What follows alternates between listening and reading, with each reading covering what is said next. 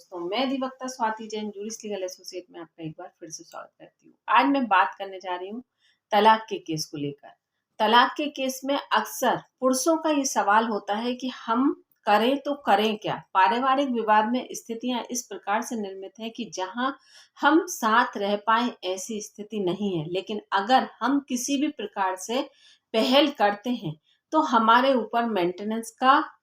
दबाव बनाया जाएगा, हमें एलिमनी देनी होगी और जबकि हम गलत नहीं हैं। तो ये पुरुषों का कई बार सवाल पूछा जा रहा था, तो मुझे लगा एक कॉमन वीडियो बनाकर आपके साथ डिस्कस करती हूँ और प्रयास यही है कि आपके सारे सवालों को कवर कर पाऊँ। अगर फिर भी कोई सवाल ऐसा छूट जाए या आपके मन में कोई सवाल आए तो आप मुझसे जरूर पूछिएगा। मैं प्रयास करूंगी कि आपके सवाल का जवाब दे दूं और अगर जवाब नहीं दे पाई तो उस पर मैं इसी तरह से आपको कोई वीडियो बनाकर अवश्य दूंगी। चलिए मैं बात करती हूँ कि अगर पति पत्नी के विवाद में ऐसी स्थितियां निर्मित हो जाती हैं कि जहां पत्नी रिएक्ट कुछ नहीं करती, सिर्फ और सिर्फ उसका उद्देश्य ये होता है कि सामने वाले पक्षकार को प्रताड़ित करना, और अगर पति के द्वारा किसी भी प्रकार से कोई भी पहल की जाती है तो उसको भी वह अपने फायदे के लिए या अपने तरीके से उस चीज का उपयोग करने का पूरा प्रयास करती है कि अगर पति के द्वारा तलाक का केस लगा दिया जाए तो वह उल्टा उसी के ऊपर उस चीज का फायदा उठा लेती है कि मैं तो अपने परिवार में वापस जाना चाहती थी लेकिन पति तलाक चाहता है, और जब पति तलाक चाहता है तो पहले हमारी एलिमनी का निर्धारण हो जाना चाहिए, उसके बाद तलाक या मेंटेनेंस का केस चलता रहेगा। तो ऐसी कई परिस्थितियां पुरुषों के सामने अक्सर निर्मित होती हैं। तो यहाँ पर पुरुषों का सवाल ये है कि हमें तलाक का केस कब फाइल करना चाहिए, या जैसा चल रहा है वैसा चलने देना चाहिए, हमें तलाक का केस नहीं करना चाहिए। आखिर हम करें तो करें क्या, लेकिन हम वैवाहिक जीवन में जी भी नहीं पा रहे, या हम अपनी पत्नी को वापस बुलाना चाहते हैं तो हमारी पत्नी आ भी नहीं रही। तो हमारे सामने दोनों तरफ ऐसी परिस्थितियां हैं कि एक तरफ कुआं और एक तरफ खाई। आखिर हम किस प्रकार से डिसीजन लें। तो यहाँ पर मैं सबसे पहले आपसे फ्रेंकली ये सलाह दूंगी कि आप पहले ये विचार करें कि आपको 101% तलाक चाहिए,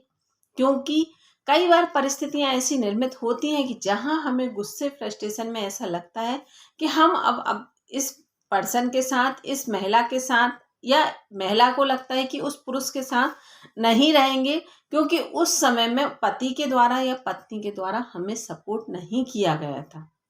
लेकिन जब स्थिति ऐसी आती है कि अब ये रिश्ता खत्म हो जाएगा, मतलब ये मैं दोनों के लिए कहूंगी कि पति और पत्नी के सामने, दोनों के सामने कई बार परिस्थितियां ऐसी आ जाती हैं कि जहां उन्हें ये डर आ जाता है कि अगर तलाक का केस पार्टनर ने फाइल कर दिया और तलाक सच में हो गया तो फिर क्या होगा, और ये सोचकर पति पत्नी फिर से समझौता करने के लिए या साथ रहने के लिए तैयार हो जाते हैं। कई बार पहल पत्नी की तरफ से भी हो जाती है, या कई बार पति के भी रियलाइज होता है कि अब मैंने केस फाइल कर दिया, लेकिन मैं अपनी पत्नी को सिर्फ सबक सिखाना चाहता था, लेकिन पत्नी अब मान गई है तो अब हम साथ रह सकते हैं। तो यहाँ पर पहले आपको सारी परिस्थितियों का आकलन करते हुए पहले ये डिसीजन लेना चाहिए कि क्या इसका सिर्फ एकमात्र सोल्यूशन है कि हमें अलग हो जाना चाहिए। अगर आपका दिल ये कहता है कि हाँ, अब किसी भी परिस्थिति में हम पार्टनर के साथ नहीं रह सकते, तभी आपको केस फाइल करने का सोचना चाहिए। और अगर आपको लगता है कि नहीं, पार्टनर सिर्फ उस दिन गलत था, या उस आर्गुमेंट में गलत था, या उस समय परिस्थितियां ऐसी थी कि जहां पार्टनर गलत था, गलत होना कोई बड़ी बात नहीं है, इंसान से ही गलती होती है, चाहे वो महिला हो चाहे वो पुरुष हो, लेकिन उस परिस्थिति को समझना आपके अपने हाथ में होता है। तो उस परिस्थिति को समझकर अगर ऐसी परिस्थिति निर्मित है तो उस चीज का कोई बेस्ट सोल्यूशन आपको निकालना चाहिए, तलाक की तरफ नहीं जाना चाहिए, क्योंकि कहीं ना कहीं आप सामाजिक तौर से, आर्थिक तौर से, दोनों ही स्तर पर आपको कहीं ना कहीं क्षति होगी। एक समाज में स्टेटस डाउन होता है और एक कहीं ना कहीं आर्थिक रूप से भी आपको सामना करना पड़ता है। तो यहाँ पर पहले आपको ये निर्णय ले लेना चाहिए कि आपको तलाक लेना है या नहीं लेना, और इस रिश्ते का सिर्फ यही एक सबसे अच्छा बेस्ट सोल्यूशन है कि तलाक ले लेना। तभी आपको तलाक के लिए फाइल करना चाहिए। दूसरी बात, अगर जो आप कह रहे हो कि अब सामने वाले पार्टनर के साथ आपका रहना संभव नहीं है, तो यहाँ पर आप किस आधार पर कह रहे हो। जो आधार आप तय कर रहे हो वो आधार आपके क्लियर होना चाहिए। क्योंकि जनरली ये होता है हमें तो तलाक चाहिए, आप कैसे भी तलाक दिलवाइए। अब आप कैसे भी तलाक दिलवाइए तो यहाँ पर एडवोकेट आपकी बात सुन लेता है, आपकी तरफ से केस फाइल कर लेता है, लेकिन जब तक आप अपने एडवोकेट को उचित एविडेंस नहीं देंगे तब तक उस चीज़ से रिलेटेड आप अपनी बात जो लिखवाई है आप उस चीज़ को प्रूफ नहीं करेंगे तब तक आपका अधिवक्ता कुछ नहीं कर सकता, चाहे वो कितना ही सीनियर हो, चाहे वो कितना ही अनुभवी हो। क्योंकि हर केस में एविडेंस मायने रखते हैं। जब तक आप एविडेंसेस नहीं देंगे तब तक आपकी बात क्लियर नहीं होगी, तब तक आपकी नहीं सुनी जाएगी। फिर आप यहाँ पर दोष ये देंगे कि हमने एडवोकेट हायर करने में डिसीजन गलत ले लिया। तो यहाँ पर जब तक बीमार व्यक्ति अपने डॉक्टर को अपनी समस्या नहीं बताएगा तब तक वो डॉक्टर आपको उसकी दवाई नहीं दे सकता। आप जब अपना मर्ज क्लियर तरीके से बताएंगे तभी आपको दवा मिल सकती है और तभी आपकी समस्या हल हो सकती है। अगर आपके पास एविडेंसेस नहीं हैं तो भी आपको ये बात अपने एडवोकेट के सामने रखनी होगी कि ऐसी घटना घटी थी लेकिन मेरे पास उसका कोई एविडेंस नहीं है। तो आपको एडवोकेट उसमें भी कोई बेस्ट सोल्यूशन देगा। जैसे अगर आपकी पत्नी के द्वारा आपसे मानसिक क्रूरता की जा रही है, शारीरिक क्रूरता की जा रही है, तो आपके पास कोई ऑडियो, कोई वीडियो, कोई व्हाट्सएप चैटिंग, कोई आई विटनेस, कोई भी किसी भी तरह कोई फोटोग्राफ्स, कुछ भी ऐसी चीज़ होगी जो आपके एडवोकेट के द्वारा आपको सजेस्ट की जाएगी कि अगर आप ऐसी चीज़ भी ला कर देते हैं तो हम उसे एविडेंस के तौर पर दिखा सकते हैं। कोई मेडिकल, मतलब जो भी क्रूरता का आप आधार बता रहे हैं, आप क्रूरल्टी बता रहे हैं या एडल्ट्री बता रहे हैं या किसी के साथ शादी कर ली या आपकी अनुपस्थिति में आपके माता पिता के साथ अनुचित व्यवहार किया जा रहा है, जो भी है आप अपने मर्ज को बताएंगे तो सामने वाला व्यक्ति आपको उसका इलाज बताएगा। तो यहाँ पर आपको ट्रांसपेरेंसी रखना होगी, तभी आप अपने केस को स्ट्रॉन्ग कर पाएंगे। तो यहाँ पर ये बात, दूसरी बात समझ लीजिए कि यहाँ पर एडवोकेट आपको कितना भी अनुभवी हो, लेकिन आप यहाँ पर जब तक एविडेंसेस नहीं देंगे तब तक आपके केस में आपको रिलीफ मिलना संभव नहीं है। तो अगर आप तलाक का केस फाइल करने का सोच रहे हैं तो सबसे पहले आपको ये मन पक्का करना है कि हाँ, अब इस रिश्ते का अंत यही है, इस रिश्ते में और कोई रास्ता नहीं बचा है। तो आपको केस फाइल करना चाहिए। उसके बाद जब आप केस फाइल करते हैं तो आप अपने अधिवक्ता को पूरी ट्रांसपेरेंसी के साथ अपनी बात रखते हुए बताएंगे, तो वहाँ पर आपको एविडेंसेस मिलेंगे। और अगर आपके साथ कोई भी क्रूरता हुई है तो आपको कहीं ना कहीं आपको एक पहले एप्लीकेशन अपने पास के थाने में ज़रूर देना चाहिए कि आपके साथ इस तरह का व्यवहार किया जा रहा है, या आपने कभी लड़ाई झगड़ी के तहत कोई भी 100 नंबर पर एफआईआर की हो। तो ऑनलाइन, मतलब जो भी कंडीशंस हैं वो आप अपने एडवोकेट के साथ डिस्कस करेंगे तो वो आपको बेस्ट से बेस्ट सोल्यूशन देगा, या आप इन चीज़ों को दिमाग में रखते हुए इनको एविडेंसेस के तौर पर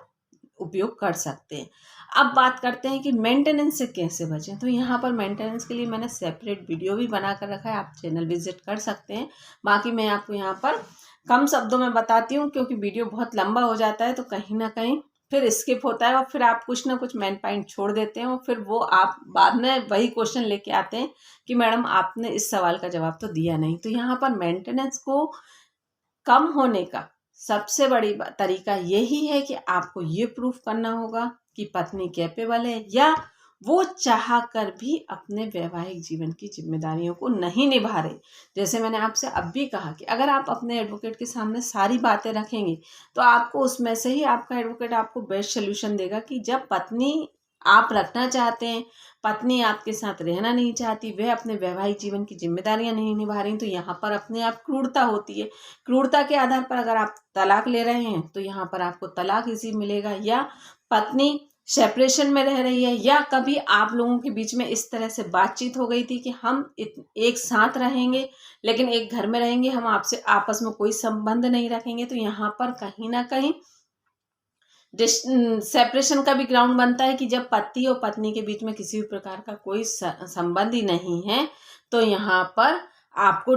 नेचुरली कि 18 से 20 महीने तक अगर आप दोनों अलग रहते हैं तो यहाँ पर एक ग्राउंड क्रूरता का वो भी बन जाता है। तो यहाँ पर इस तरह से आपको चीज़ों को अपने एडवोकेट के सामने रखनी होंगी। और जब ऐसी परिस्थिति होंगी कि पत्नी के द्वारा खुद अपनी तरफ से इस तरह से पहल की गई है, या हम दोनों अपनी मर्जी से अलग रह रहे थे, हम दोनों वैवाहिक जीवन में किसी भी प्रकार से बंधकर नहीं रह रहे थे, या पत्नी इस तरह से रहना नहीं चाहती थी, तो यहाँ पर आपको